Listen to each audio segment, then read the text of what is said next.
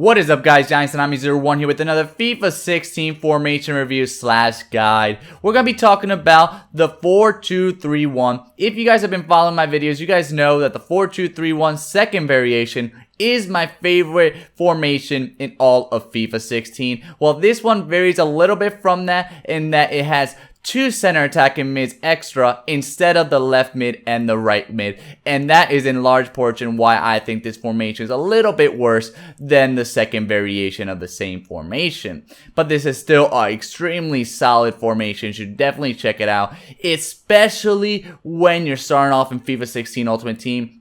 There's a lot of nations, a lot of leagues that have really great center attacking mids, but don't have those great left mids or right mids. And even if they do, they're super expensive. For example, La Liga. It's got great left mids and right mids like a Ronaldo, Neymar, Messi, all those players. But they're super expensive, and more likely than not, you do not have the coins to buy them at the beginning of FIFA 16. While the center attacking mids are really good, like James, Modric, Kroos, and they're a lot less expensive. So you should definitely check that out. Also a Brazilian team like you're seeing in the screen. But once again, guys, we're going to be talking about the pros, the cons, and the instructions. For the right back and left back, like in any other formation, guys, stay back while attacking is the only thing you tell them. You want to have somebody with at least 80 pace, at least 80 defending. It can give or take a little bit more pace, can be less defending, a little bit more defending can be a little bit less pace. The center backs, again, stay back while attacking and make sure these guys are solid around 70 pace and 80 defending. The higher the defending, the better. Although pace isn't nearly as important, you still want to have pretty good pace in order for you to feel a little bit more comfortable. I still don't really think that those John Terry's are really that great just because they're so slow.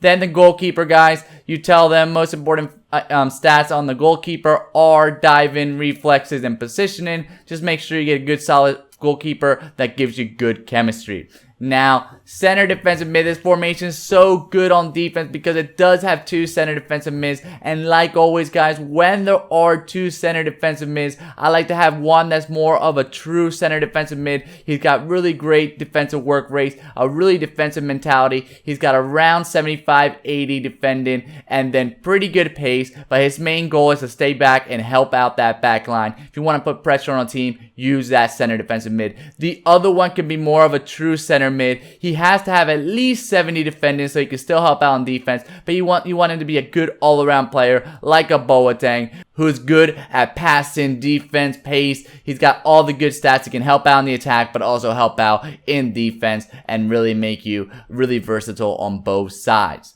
In terms of the center defensive mid instructions, I like to tell both of them to stay back while attacking and cut passing lanes. Now, the center attacking mids. Here is where most of your coins should go to in this formation. This formation is made or broken by your center attacking mids. You get 3 of them. That means those are your attack. Your attack comes from your center attacking mid and that sole striker. So make sure you get really good players. Brazilian team's really good for this. Liga team, like I said before, are really good for this. What you want to do, usually, I don't really tell them to do anything. Usually, in terms of instructions, I usually like them leave them as they are. Leave their instructions as they are and just allow them to move around.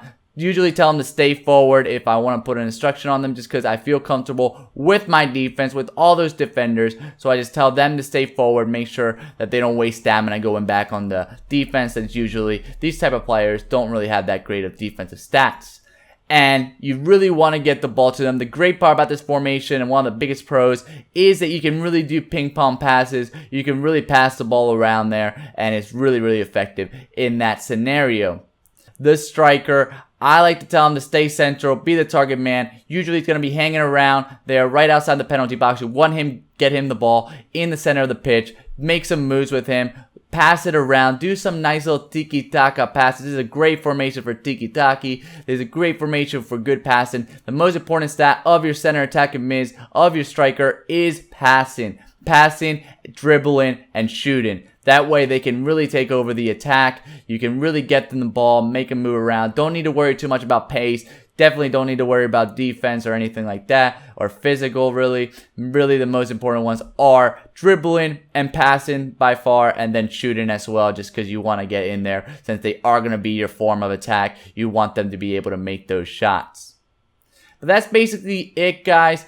This formation, once again, great for those leagues, nations that have a bunch of center attacking mids. The fact of the matter is, I do like the other formation, the second variation of this formation, a little bit better, just because I think the spacing isn't that great. That's one of the biggest cons in this formation. The spacing isn't that great, although you can really get good passes, and the spacing is great if you have really good center attacking mids. But if you're lacking on those passing skills and center attacking mids, it could be bad pacing, bad positioning, and your attack could be really weak, since usually center attacking mids aren't meant to just score goals, and in this formation, since you really don't have anyone else other than a sole striker to score goals, you really need them to also score goals. So you need to find these really good center attacking mids that not only can pass, but can also score, and a lot of times, that's really hard to do, including this Brazilian formation. There was a lot of times you've been following me that they do make some mistakes, and that they don't score as many goals as I want them to.